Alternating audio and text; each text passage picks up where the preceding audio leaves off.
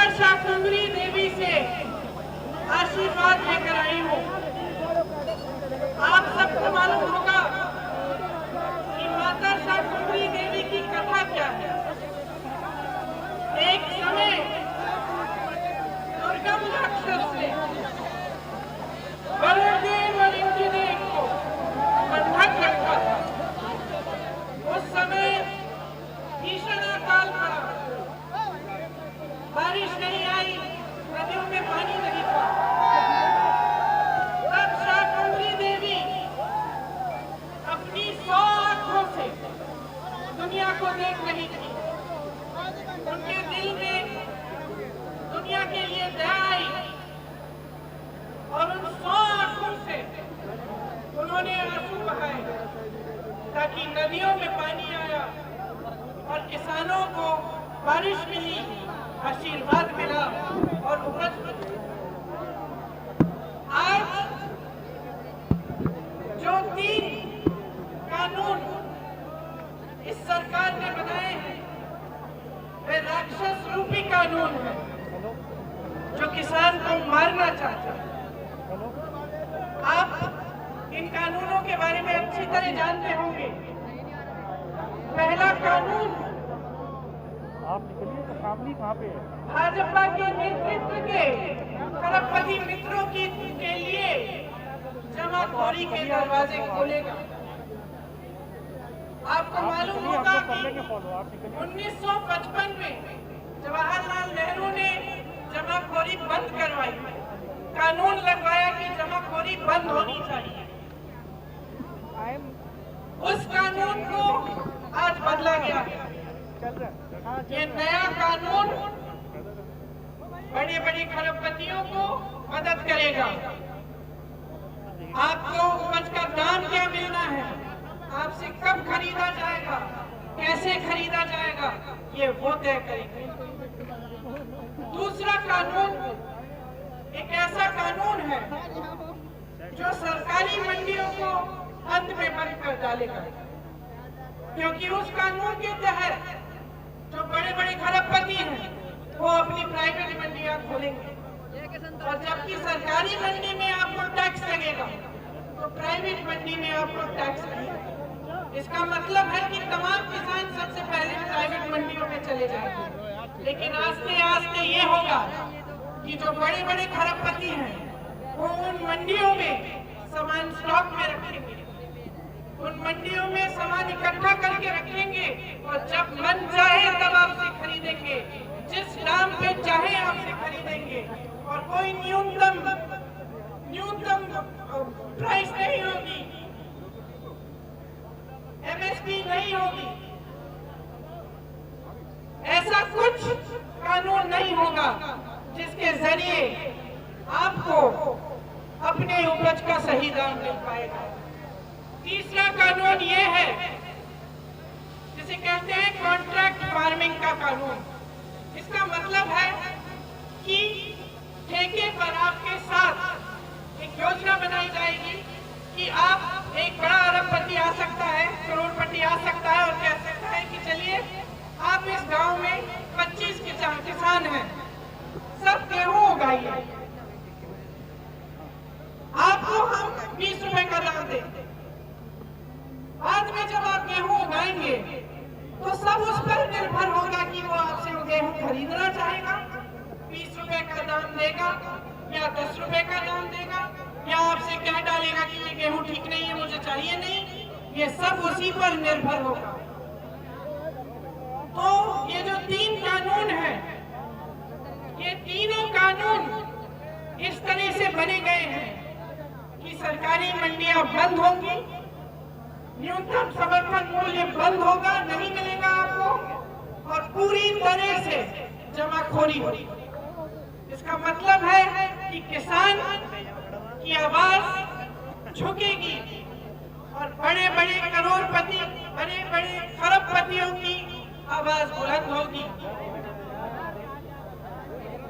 आपको प्रधानमंत्री मोदी जी ने पिछले चुनाव में कहा था कि जो गन्ने का बकाया है, जो खास तौर से इस पश्चिमी उत्तर प्रदेश की समस्या है उसको वो हल करेंगे। उन्होंने कहा था कि सत्ता में आते ही 15 दिन बाद 15,000 करोड़ रुपए का जो गन्ने का बकाया है वो ब्याज समेत आपको देंगे। नतीजा क्या हुआ? 15 दिन नहीं, महीने हो गए, साल निकल गए, लेकिन गन्ने का बकाया आपको नहीं मिला। 15,000 करोड़ का आपका बकाया आपको नहीं मिला। लेकिन नरेंद्र मोदी जी के 2 हवाई जहाज 16,000 करोड़ रुपए में खरीदे गए हैं सरकार से। आप सोच सकते हैं कि इनकी जबान में कितना वजन है। इन्होंने आपको कहा था आपका बकाया मिलेगा, क्या किया इन्होंने? अपने लिए 2 हवाई जहाज खरीदे जिससे दुनिया भर में घूम सकते हैं। क्या किया इन्होंने? दिल्ली में संसद भवन की सुंदरीकरण के लिए 20,000 करोड़ रुपए सरकार के रखे। 20,000 करोड़ रुपए का सुंदरीकरण, 16,000 करोड़ रुपए के 2 हवाई जहाज और आपके 15,000 करोड़ रुपए का बकाया आज तक आपको नहीं मिला। समझ लीजिए, बहुत देख लिया आपने इनकी बातों का मूल आपने बहुत देख लिया। इनका 56 इंच का सीना देख लिया जिसके अंदर एक छोटा सा दिल है जो सिर्फ अपने खरबपति मित्रों के लिए धड़कता है। वो किसान का दिल नहीं समझ रहे हैं। किसान का दिल इस धरती, इस देश की धरती के लिए धड़कता है क्योंकि उस धरती को वो सींचता है। उस धरती से उसकी जान जुड़ी हुई है। उस धरती से ही, उस किसान ने ही इस देश को आत्मनिर्भर बनाया। हरित क्रांति, श्वेत क्रांति के जरिए इस देश को आत्मनिर्भर बनाने वाला किसान है। यही किसान का बेटा सीमा पर सुरक्षा करता है, सीमा पर तैनात होकर इस देश की सुरक्षा करता है, इस देश के लिए अपनी जान देता है, इस देश के लिए शहीद होता है। उसी किसान का बेटा एक जवान बनकर प्रधानमंत्री की सुरक्षा करता है। उसी किसान का बेटा प्रधानमंत्री के लिए तैनात होता है और उसे सुरक्षित रखता है। लेकिन ये प्रधानमंत्री किसान का दिल नहीं पहचान रहे हैं, किसान का रोज अपमान कर रहे हैं। इनके जितने भी पार्टी के लोग हैं, इनके जितने भी मंत्री हैं, रोज कहते हैं कि किसान नहीं बैठा है, किसान आंदोलन नहीं कर रहा है, ये सच्चा आंदोलन नहीं है। कहते हैं कि ये आतंकवादी है, ये देशद्रोही है। प्रधानमंत्री ने खुद संसद में किसानों का अपमान किया। क्या कहा उन्होंने? हंसे, किसानों को आंदोलन जीवी कहा। क्या मतलब है इसका? क्या मतलब है आंदोलन जीवी का? किसान आंदोलन कर रहा है अपने जीवन के लिए, अपनी मिट्टी के लिए, अपने देश के लिए, अपने बेटे के लिए जो हमारी सीमा पे खड़ा हुआ है। उसका मजाक उड़ाने वाला, उसको देशद्रोह कहने वाला, उसको आतंकवादी कहने वाला, वो देशभक्त नहीं है। वो देशभक्त कभी नहीं हो सकता जो किसान के दिल को नहीं पहचान सकता। इस देश को किसान ने बनाया है। 78 दिनों से किसान दिल्ली बॉर्डर पर बैठा है। मोदी जी अमेरिका हो आए, पाकिस्तान हो आए, चीन हो आए, लेकिन जिस शहर में रहते हैं उसके बॉर्डर तक नहीं पहुंच पाए। 78 दिनों के लिए किसान उनका इंतजार कर रहे हैं कि जिनको हमने वोट दिया, जिनको हमने सत्ता दी, जिनको हमने प्रधानमंत्री बनाया, वो हमारी बात सुनेंगे, वो हमारे पास आएंगे। लेकिन वो नहीं आए। उल्टा संसद में खड़े होकर उन्होंने मजाक उड़ाया। उनके मंत्रियों ने अब शब्द बोले। जो 215 किसान शहीद हुए उनका आदर नहीं किया, उनका अपमान किया। लेकिन जो इस देश को बेच डालता है, जो हवाई अड्डे, railway, LIC, BSNL, MTNL, BPCL, Air India, NTPC, BHEL, SAIL, ONGC को बेच डालता है, इससे आप क्या उम्मीद रख रहे हैं? क्या उम्मीद रख रहे हैं? मैं आज यहाँ आई हूँ आपको बताने कि कांग्रेस पार्टी और मैं और कांग्रेस की एक एक नेता आपके साथ खड़े हैं।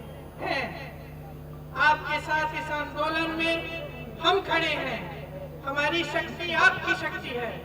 लेकिन मैं ये भी बताने आई हूँ बहनों और भाइयों, जाग जाइए। जिससे आप उम्मीद रख रहे हैं